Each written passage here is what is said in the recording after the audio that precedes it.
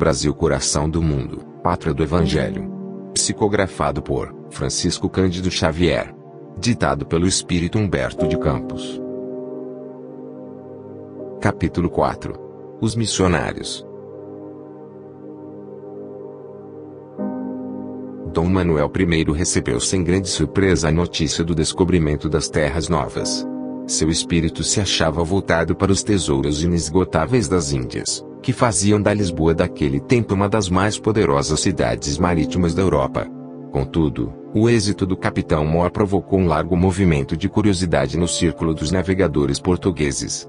Quase todas as expedições que se dirigiam aos régulos da Ásia, tocavam nos portos vastos de Veracruz, cujo nordeste já centralizava as atenções dos comerciantes franceses, que aí se abasteciam de vastas provisões de pau-brasil. Geralmente, as caravelas lusitanas que demandavam Calicut, traziam consigo grande número de exilados e de aventureiros. Muitos deles foram abandonados no extenso litoral do país inexplorado e desconhecido, ao influxo das inspirações do mundo invisível. Essas criaturas vinham como batedores humildes, à frente dos trabalhadores que, mais tarde, chegariam às terras novas. A situação oficial perdurava com a indiferença do monarca, distraído pelas suas conquistas no Oriente, mas, entre as autoridades administrativas do reino, comentava-se a questão da nova colônia abandonada aos exploradores franceses e espanhóis. Compelido pela opinião do seu tempo, Dom Manuel providencia as primeiras expedições oficiais, a fim de que se colocasse nas suas praias extensas o sinal das armas portuguesas.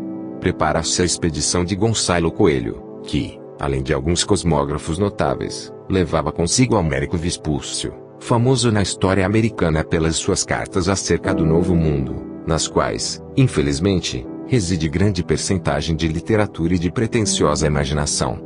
Chegando ao litoral baiano, Gonçalo Coelho organiza a feitoria de Santa Cruz, primeiro núcleo da civilização ocidental nas plagas brasileiras. O nome do país é agora a Terra de Santa Cruz, pelo qual se faz conhecido nos documentos da metrópole.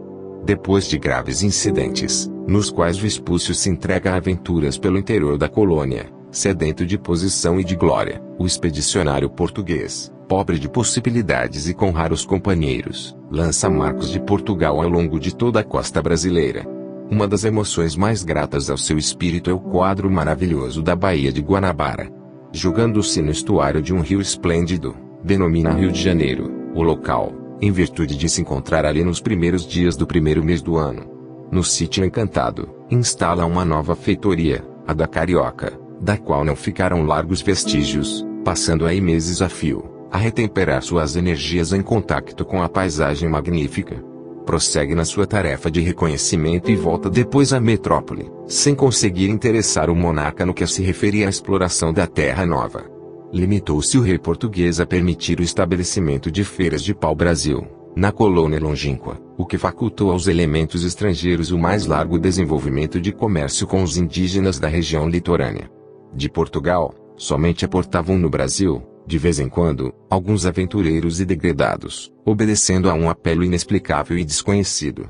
Foi, aproximadamente, por essa época, que Ismael reuniu em grande assembleia os seus colaboradores mais devotados, com o objetivo de instituir um programa para as suas atividades espirituais na terra de Santa Cruz. Irmãos, exclamou ele no seio da multidão de companheiros abnegados, plantamos aqui, sob o olhar misericordioso de Jesus, a sua bandeira de paz e de perdão. Todo um campo de trabalho se desdobra às nossas vistas. Precisamos de colaboradores devotados que não temam a luta e o sacrifício. Voltemo-nos para os centros culturais de Coimbra e de Lisboa, a regenerar as fontes do pensamento, no elevado sentido de ampliarmos a nossa ação espiritual.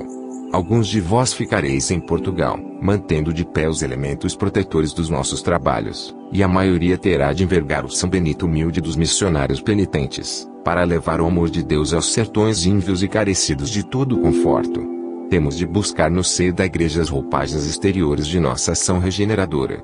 Infelizmente, a dolorosa situação do mundo europeu, em virtude do fanatismo religioso, tão cedo não será modificada. Somente as grandes dores realizarão a fraternidade no seio da instituição que deverá representar o pensamento do Senhor na face da terra, a igreja que, desviada dos seus grandes princípios pela mais terrível de todas as fatalidades históricas, fui obrigada a participar do organismo mundano e perecível dos estados. Um sopro de reforma se anuncia, impetuoso, no âmago das organizações religiosas da Europa e, em breves dias, Roma conhecerá momentos muito amargos, não obstante os sonhos de arte e de grandeza de Leão X, que detém neste instante uma coroa injustificável, porquanto o reino de Jesus ainda não é desse mundo, mas temos de aproveitar as possibilidades que o seu campo nos oferece para encetar essa obra de edificação da pátria do Cordeiro de Deus. Pregareis, em Portugal, a verdade e o desprendimento das riquezas terrestres e trabalhareis, sob a minha direção, nas florestas imensas de Santa Cruz, arrebanhando as almas para o único pastor. O característico de vossa ação, como missionários do Pai Celestial, será um testemunho legítimo de renúncia a todos os bens materiais e uma consoladora pobreza. Quase todos os espíritos santificados, ali presentes, se oferecem como voluntários da grande causa. Entre muitos, descobriremos José de Anchieta e Bartolomeu dos Mártires, Manuel de Nóbrega, Diogo Jacome, Leonardo Nunes e muitos outros, que também foram dos chamados para esse conclave no mundo invisível.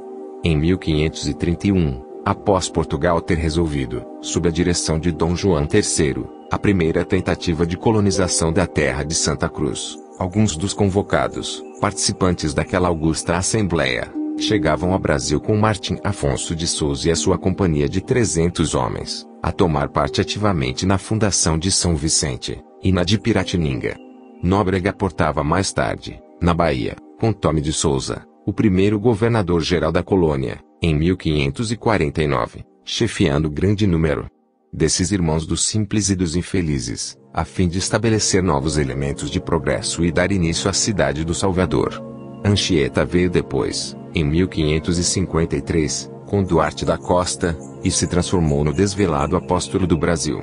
Designado para desenvolver, particularmente, os núcleos de civilização já existentes em Piratininga, aí se manteve no seu respeitável colégio, que todos os governos paulistas conservaram com veneração carinhosa, como tradição de sua cultura e de sua bondade.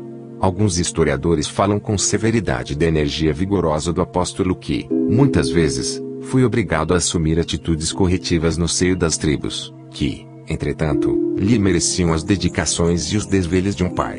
Anchieta aliou, no mundo, a suprema ternura, grande energia realizadora, mas, aqueles que, na história oficial, lhe descobrem os gestos enérgicos, não lhe notam a suavidade do coração e a profundeza dos sacrifícios, nem sabem que, depois, foi ainda ele a maior expressão de humildade no antigo convento de Santo Antônio do Rio de Janeiro, onde, com o hábito singelo de frade, adoçou ainda mais as suas concepções de autoridade.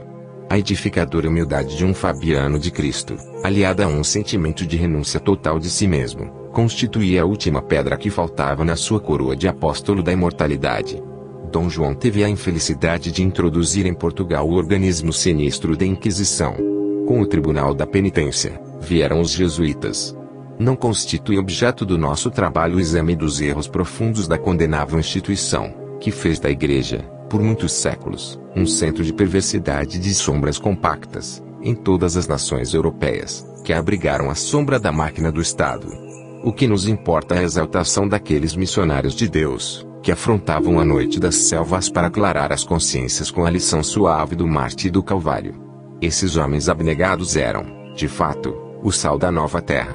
Os falsos sacerdotes poderiam continuar massacrando, em nome do Senhor, que é a misericórdia suprema, poderiam prosseguir ostentando as púrpuras luxuosas e todas as demais suntuosidades do reino mentiroso desse mundo, incensando os poderosos da terra e distanciando-se dos pobres e dos aflitos, mas os humildes missionários da cruz ouviam a voz de Ismael, no âmago de suas almas, aos seus sagrados apelos, abandonaram todos os bens, para seguir os rastros luminosos daquele que foi e será sempre a luz do mundo.